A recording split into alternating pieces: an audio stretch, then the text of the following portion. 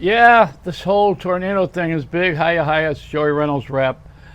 The birds, they they hide when there's a storm coming. They go to sleep. Don't you wish you could do that? But then you may not wake up. So it's like that colonoscopy. Just before I went out, I told the doctor, I said, "You want a tip?" And he said, "No, no, we don't accept tips."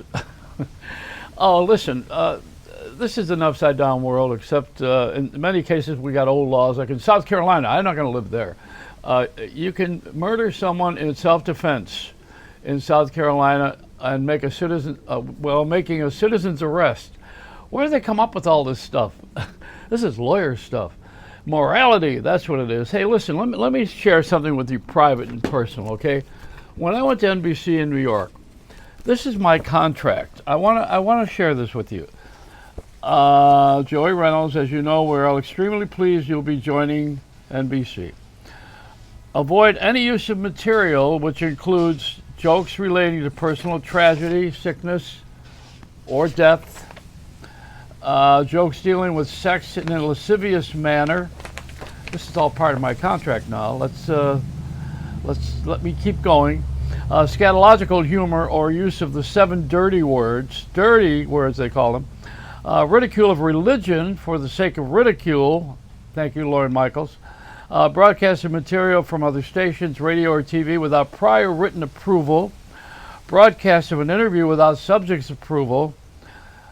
This is what wrong. See, this is what goes wrong with these sexual offenders. They don't have approval.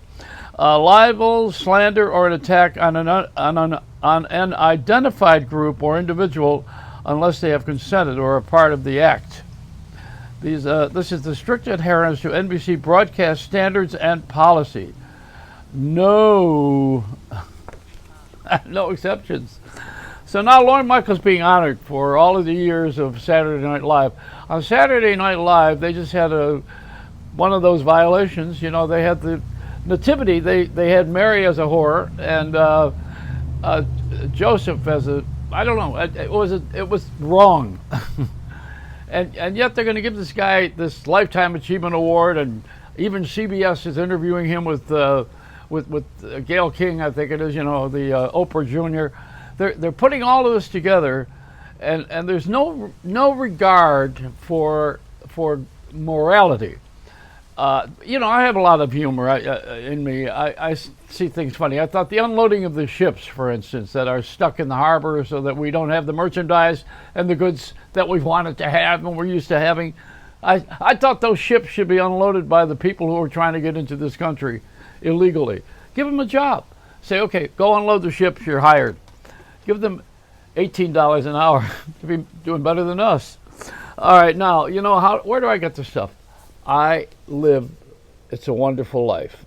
I love that morality. These are the lessons of living a wonderful life, which incidentally was a film that wasn't supposed to be released, and it wasn't liked by Harry Cohn, who ran Columbia Pictures at the time, and the director of the picture, who is now world famous because it's one of the top 10 pictures in the history of film. That particular film was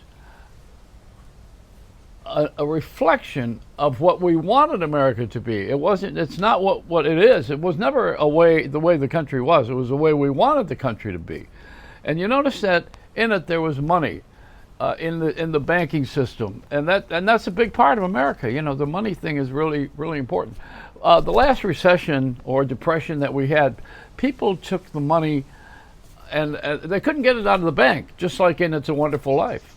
You could not get your money, and they were committing suicide. I mean, you got to have your money to live on. You got to pay the rent. You got to pay the bills. You want to eat. So this time around, when we had the COVID, which shut down the country, they did not close the banks. And as a matter of fact, they put more money into the system. They put money into the system we didn't have. If I ran my family the way the country runs its budget, we would have starved.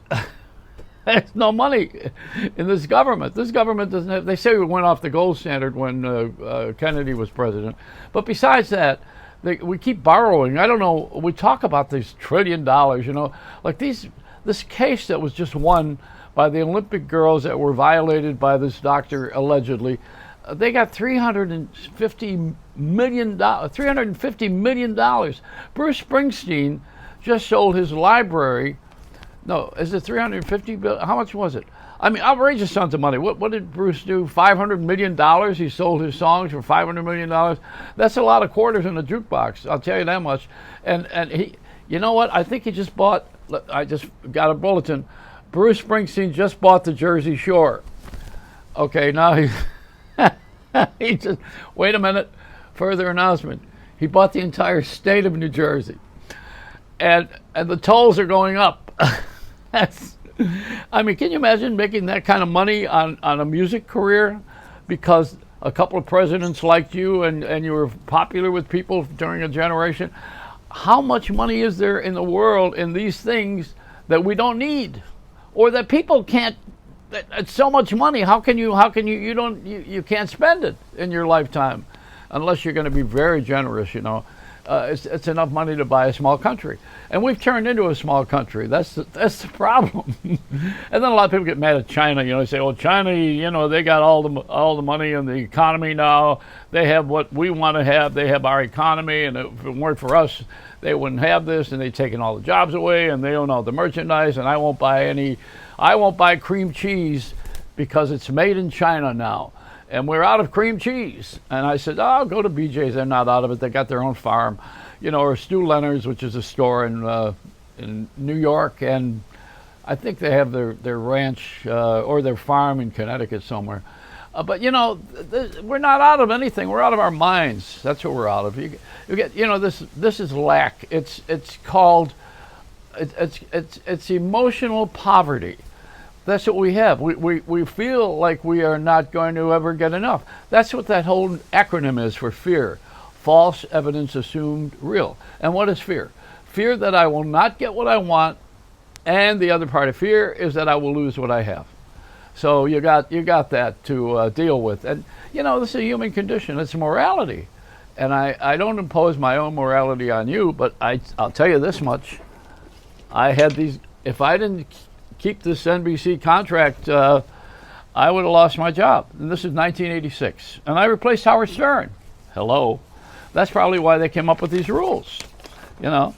And it was commercials, traffic reports. They wanted me to do, I had to follow all the guidelines. Let's see, certain policies and disciplines relating to broadcasting material and format to which we require adherence. As you are aware, compliance to these guidelines and policies is one of the bases of our employment contract with you.